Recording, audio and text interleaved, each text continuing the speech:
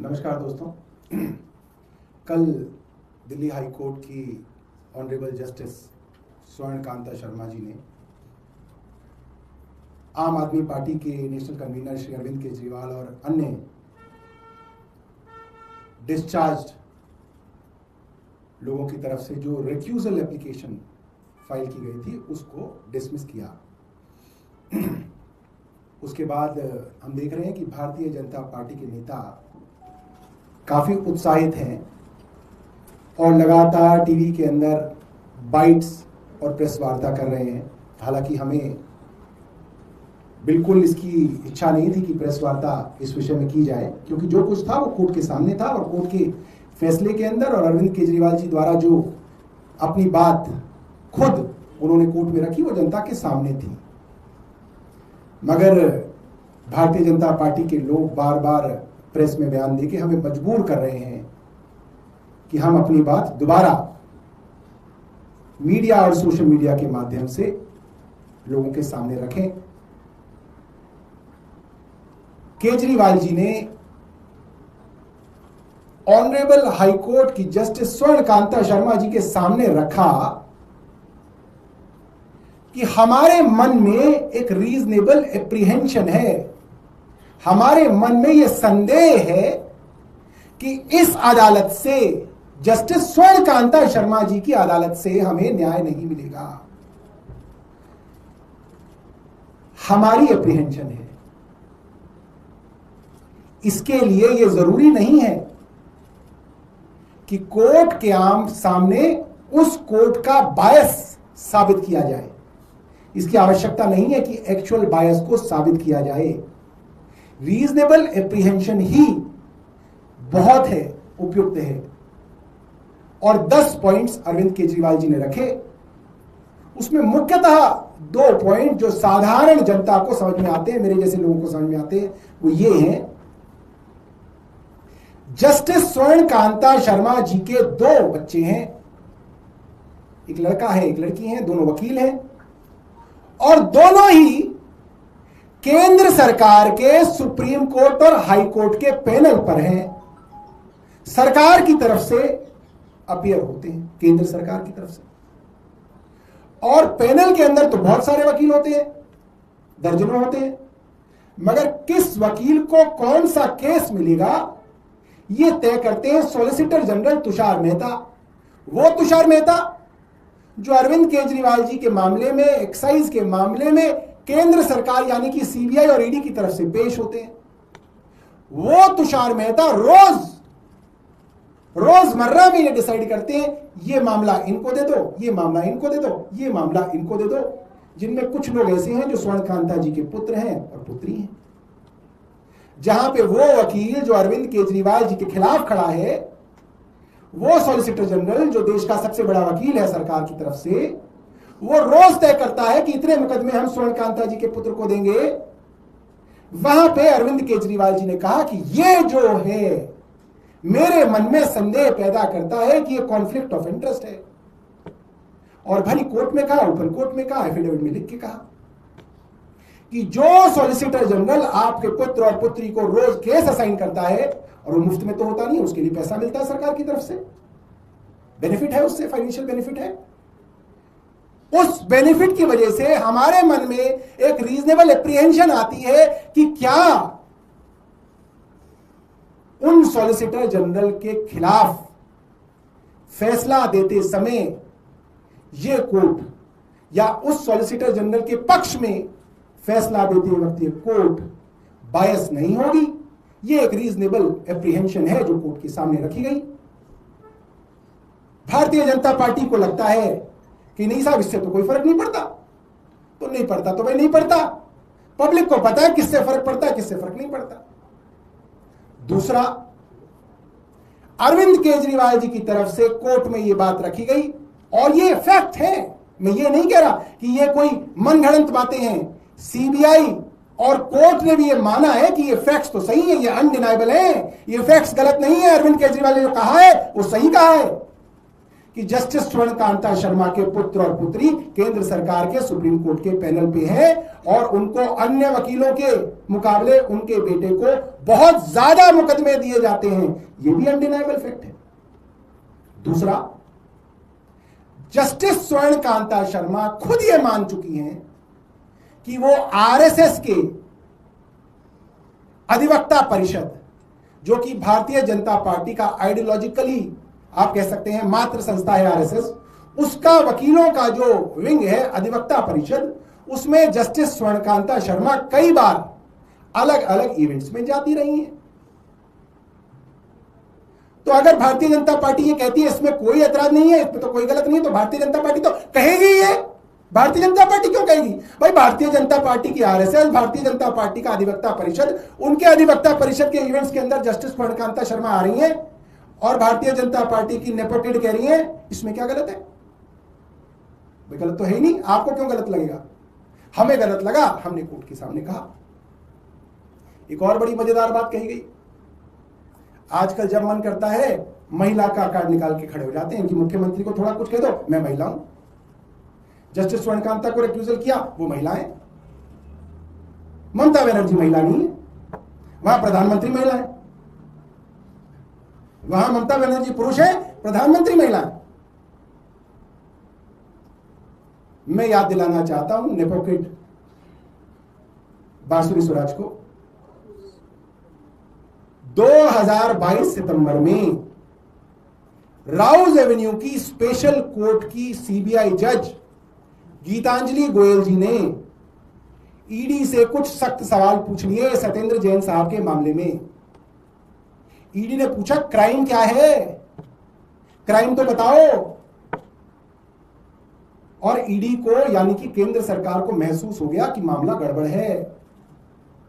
गीतांजलि गोयल हमारे केस को कूड़े के डब्बे में डालेंगी और यही केंद्र सरकार, वही ईडी जिसके पैनल में खुद बांसुरी स्वराज रही हैं, कैसे आई हैं आप वो बांसुरी स्वराज बताएंगी। हम तो यही कहेंगे नेपोकिडी पहुंचते हैं और खुद पहुंचते हैं। बांसुरी स्वराज भी ईडी के पैनल में आई थी। कौन सा मेरिट का एग्जाम हुआ था, बांसुरी स्वराज समझा दें। वही ईडी महिला जज गीतांजलि गोयल के खिलाफ ऊपरी अदालत में गई और ईडी यानी कि केंद्र सरकार ने कहा कि हमें विश्वास नहीं है गीतांजलि गोयल हमें न्याय देंगी, और तुरंत सत्येंद्र जैन साहब का ईडी का मामला गीतांजलि गोयल जी से लेके दूसरे जज साहब विकास धुल साहब को दे दिया गया। तब महिला नहीं दिखी गीतांजलि गोयल के अंदर, बांसुरी स्वराज को। ममता बनर्जी में महिला नहीं दिखती ने, आतिशी के अंदर महिला नहीं दिखती ने। थोड़ी शर्म करो, थोड़ी वकालत सीखो। हमने देखा सीनियर लोग कैसे बन जाते हैं, और हाई कोर्ट में जानता है किसको कितनी बार बहस करते हुए देखा गया है। लोगों की एड़ियां घिस जाती हैं, सीनियर नहीं बनते। तो कुछ सीखो और सीखो और फिर बहस करो। कोई आपके पास प्रश्न है तो आप पूछ सकते हैं। एक बात और बांसुरी स्वराज जी ने कही कि आम आदमी पार्टी जो है वो ड्रामा कंपनी है और अरविंद केजरीवाल इसके मुखिया। देखिए, बांसुरी स्वराज का एक मीम मैं 3 दिन से चला रहा हूं। उस मीम के ऊपर लिखा हुआ है भारतीय ड्रामा कंपनी, क्योंकि नेपोकिड है बांसुरी स्वराज।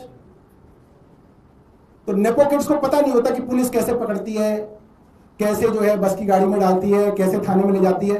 तो बांसुरी स्वराज पहले ही भाग ली बस की तरफ, पुलिस वाली पीछे रह गई। पता चला सामने टीवी का कैमरे है, तो ऐसा लगा कि यार मैं ही भाग के अगर बस में चढ़ जाऊंगी ये तो नेपोकिड की पूरी समाज के अंदर जो है छीछा लीदर हो जाएगी। तो उन्होंने पुलिस वाली का हाथ पकड़ा कि अरे, और पुलिस वाला बांसुरी को नहीं, बांसुरी पुलिस वाली को डिटेन करके बस में ले गई।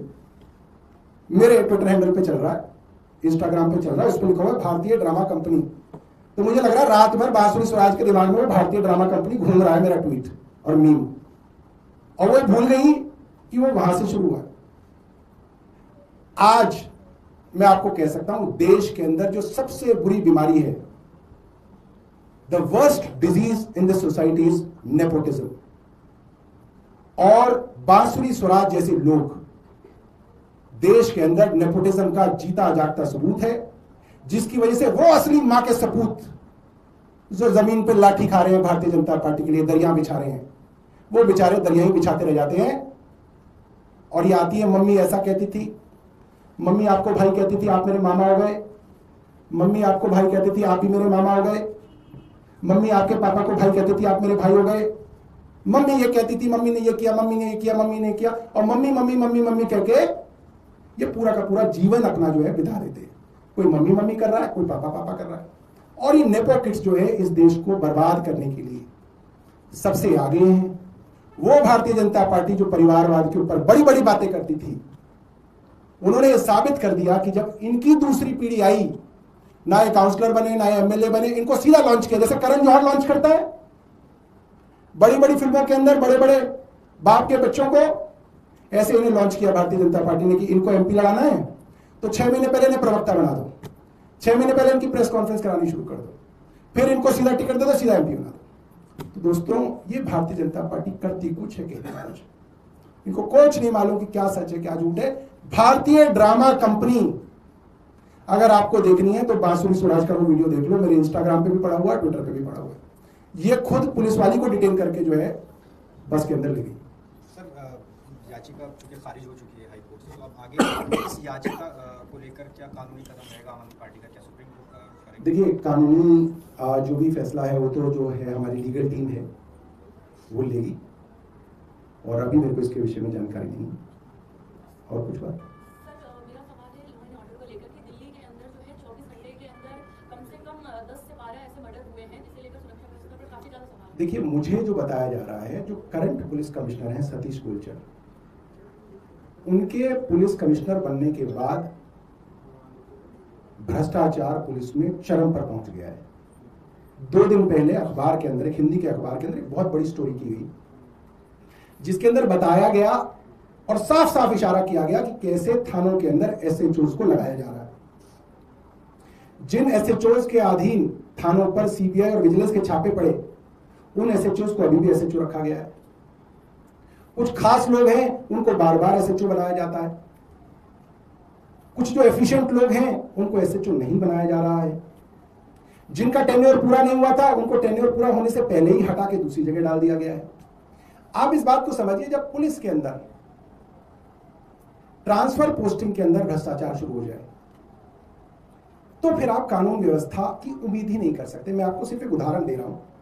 मान लीजिए एक एसएचओ फला थाने में 5 करोड़ रुपए देके लगा। अब उसने तो 5 करोड़ रुपए दे दिए थाने में लगने के। अब उसको पता है मैं 2 साल 3 साल इस थाने में हूं, तो वो क्या करेगा? वो 15 करोड़ रुपए कमाने के लिए ही दिन रात सोचेगा कि कैसे 5 के 15 करोड़। और वो 15 करोड़ कौन देगा? रिपोर्टर तो देंगे नहीं, ना मैं दूंगा, वो कौन देगा? जो एक्सटॉर्शन कर रहा है वो एसएचओ साहब को देगा। जिसने बलात्कार किया किसी की लड़की का, अरेस्ट होने से बचने के लिए, वो एसएचओ को देगा। जिसने मर्डर किया कि जी मेरे केस के अंदर जो है चाकू बदल देना ताकि आखिरी में मैं क्विट हो जाऊं, आइडेंटिफिकेशन परेड के अंदर कुछ गड़बड़ कर देना, एमएलसी के अंदर कोई लूप होल छोड़ देना, इसके 20-20, 25-25 लाख रुपए मिलते हैं, एसएचओ यहां कमाएगा। जी एरिया के अंदर नशा बिक जाए, महीने के 25 लाख रुपए दे करेंगे एसएचओ साहब। एसएचओ साहब ने कहा एक काली पट्टी मेरी आंख पे बांध दो गंधारी की तरह, तो वो गंधारी बन गए और 15 करोड़ रुपए उन्हें 3 साल में कमाने हैं, जिसने 5 करोड़ में थाना खरीदा है। आप ये उम्मीद करें कि पहले आप थाना बेच दें, फिर आप डंडा चला के कहें कि नहीं क्राइम और लॉ एंड ऑर्डर बिल्कुल ठीक रहेगा, तो वो नहीं रह सकता। और एक इतने बड़े अखबार के अंदर इतनी बड़ी स्टोरी छपने के बाद तो एलजी साहब को सम्मान करना चाहिए था पुलिस कमिश्नर को कि क्या छपा है। ऑडिट किया जाना चाहिए था कि अभी अभी जो आपने एसएचओ की ट्रांसफर पोस्टिंग की है उसकी ऑडिट की जाएगी, किस हिसाब से आपने किसको पोस्टिंग दी है, किस हिसाब से आपने ट्रांसफर किया गया। एलजी साहब कह रहे हैं कि मैं छोले भटूरे की रील बनवा लूं, मैं पुरानी दिल्ली के अंदर जलेबी की रील बनवा लूं, मैं हाई कोर्ट के अंदर कोल्ड कॉफी की रील बनवा लूं, मैं मेहरौली के अंदर जो है बड़े बड़े लोगों को बुला के नाच गाने का कार्यक्रम करा दूं, सेंट लगा के लोग आए, अच्छी खुशबू आए, अच्छा माहौल बने, नाच गाना सामने हो, बल्ले बल्ले। कौन जाएगा सीरतपुर के अंदर देखने की नशा चल रहा है? बदबू हो आएगी लोगों से, कोई हाथ मिला लेगा तो पसीना चिपक जाएगा। बड़े बड़े लोगों से मिलो, हाई फाई बड़े बड़े लोग खुशबू लगा के आए, अच्छी अच्छी बातें करें, अच्छी अच्छी फोटो छपें, अच्छी अच्छी रील चलें, ये बच गई गवर्नेंस आजकल। वो क्या कहते हैं, national capital territory of reels. Delhi जो है अब national capital territory of reels बन गया है। मुख्यमंत्री की टीम अलग रील बना रही है, एलजी की टीम अलग रील बना रही है, आपस में कंपटीशन चल रहा है किसकी रील ज्यादा चल रही है। कोई लेना देना नहीं इनको लोगों से, पुलिस से, क्राइम से कोई लेना देना।